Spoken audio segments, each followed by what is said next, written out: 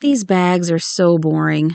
Let's fix that. I'm going to custom paint them into one-of-a-kind gifts, and it all starts with getting the sketch onto the bag. So I'm using this app called DaVinci. It's a free app, not sponsored. It basically acts like an AR device, so you can have your design on a low opacity on screen, and you can see a piece of plastic with marker scribbled on it there. I think that acts like an anchor for the software. I'm not exactly sure how it works, but I do know that this was super helpful to transfer my design onto the bags. Oh, and I'm using a heat erasable ink pen so that when I'm done painting, I can iron the bags and any stray sketch lines will disappear. I also want to mention up front that these technically aren't my own original designs, but because these were gifts, I just used images of what I knew the gift recipients liked, and I did add names on them just to personalize them. I think this is a great gift idea, and I do still have some blank bags that I want to put my own original designs on in the future, and I think it could also be fun to sell on Etsy or at craft fairs or something. I have 4 bags with designs sketched on and ready to go. I only put 2 bag paintings in this video because it was starting to get a bit long, but I'll make a part 2 with the other bags, so make sure to subscribe so you don't miss that one when I post it. Okay, so I'm starting out with the How to Train Your Dragon bag because it's the one I was most excited about, but also the most nervous about. I'm putting a piece of parchment paper inside the bag because I wasn't sure if the paint would bleed through the fabric. It didn't, by the way. I'm using golden acrylic paints, and I don't show it on camera, so I don't recall if I used a fabric medium on these, but I definitely would recommend mixing the paints with a fabric medium just to make life a little easier. The paints didn't want to spread very easily, and that made filling in large areas kind of annoying. I guess I also could have gessoed parts of the bag first, but I didn't think of that until just now.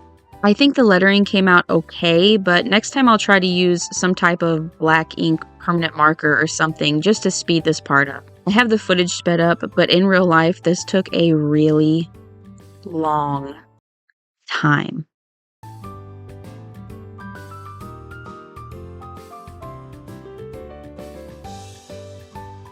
And I'm just checking the back to make sure nothing bled through, which admittedly I should have done much sooner in the process, but it was fine.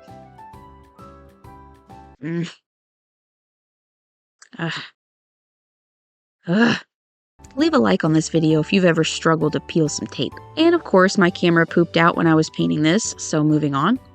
I actually like how this looked before the background, but since the Light Fury is so light, I wanted a darker color around her so she would pop. And it's supposed to look like they're flying over the sea at sunset, but when I gave the bag to my giftee, she was like, "The background's upside down." And she's right. I hate that I didn't see it until it was too late, but you know. It's like when you finish an art piece and post it online and then all of a sudden you see all the mistakes you made.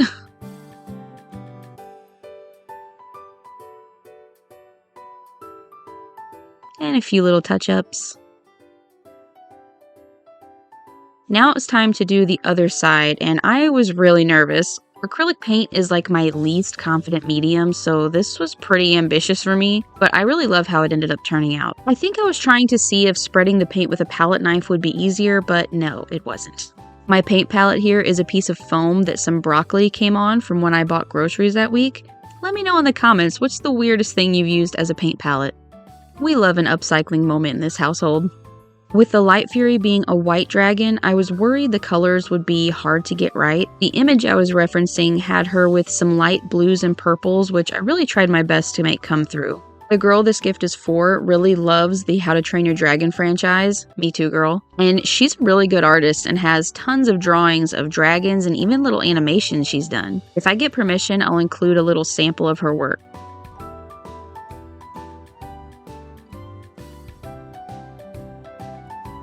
So I knew she'd love this design, and she did. These movies were all great, except the second one, Real Ones Know Why. And my son Ben and I watched all of the series Race to the Edge on Netflix, and we have plans in the future to make a compilation of Tough Nut's funniest moments, because he is unarguably the funniest character in the whole series. So I've got a flat, icy blue color and some highlights, and now I'm adding in some of the darker, shadowy bits. I like speed paints, but I also like watching art videos in real time. And I was wanting a lot of this video to be real time, but This video would be several hours long, so I hope you're enjoying this sped up process. I would like to make videos in the future where I do an entire real-time drawing process, so if that's something you guys would be interested in seeing from me, just let me know. I really like the way it was looking with using purple to round out the edges of her and make her look more three-dimensional, and even though she's technically white, I think this blue-purple combo gives off a nice, light, frosty vibe. Plus, I add shimmers onto her later, which turned out really pretty.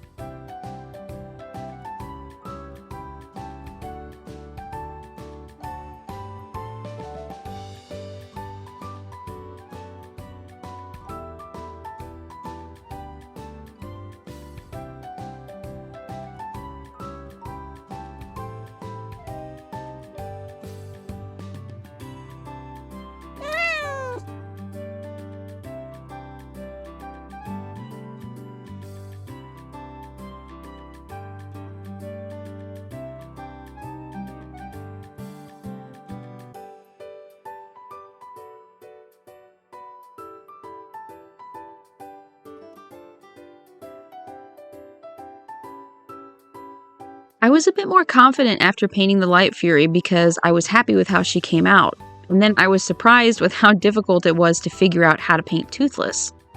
I'm not sure what my thought process was during this painting because you can see initially I painted him in all black, and then I started painting the highlights, but then I just end up covering him back up in a gray color, and then when the gray dried down, I painted more black and started painting the highlights in gray. I have no idea what I was doing here, but it was looking okay, I guess.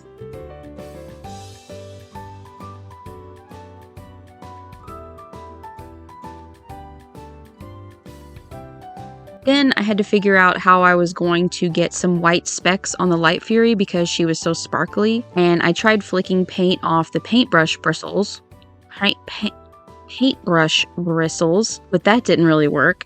Then I tried flicking the paint off toothbrush bristles, and that wasn't working either. I thought maybe I could dab the specks on with the toothbrush, but it was making larger spots that weren't what I was going for. I finally figured out that a fan brush worked really well.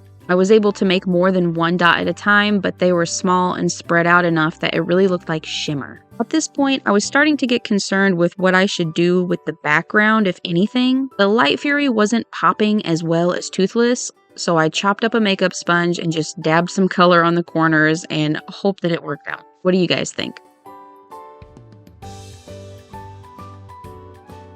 So bag number 1 is done, and I'm feeling a lot more confident now because I was really holding myself to a high standard with that How to Train Your Dragon painting, and I really love the end result, so I was having a bit more fun at this point. Oh, and these blank canvas bags were actually super affordable.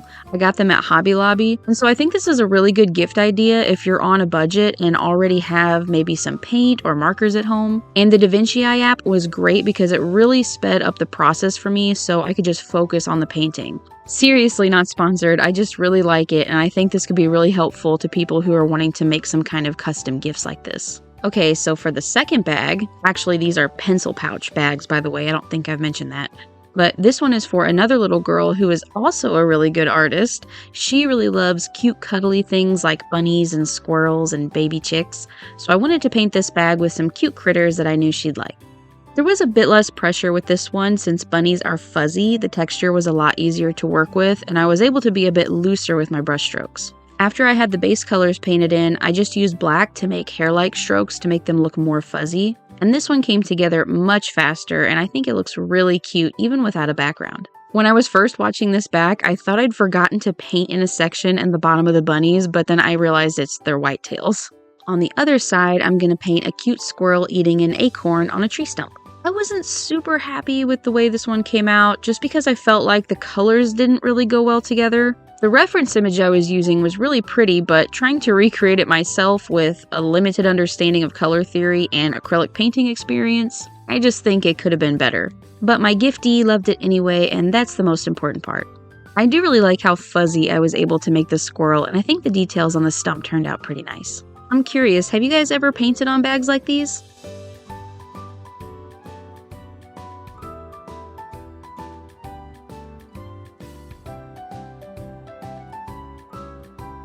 So silly me forgot to record footage of the two bags together when I finished painting, but when they were dry, I laid some parchment paper over them and ironed them, and that removes any marks that are still visible by the ink pen. These do hold up in the washing machine, and yeah, like I said, it's a great idea for a special personalized gift. I hope you enjoyed this video. Give it a like if you did, and make sure to subscribe if you haven't already so you don't miss part 2 where I'll paint 2 different style bags. Until next time, keep creating.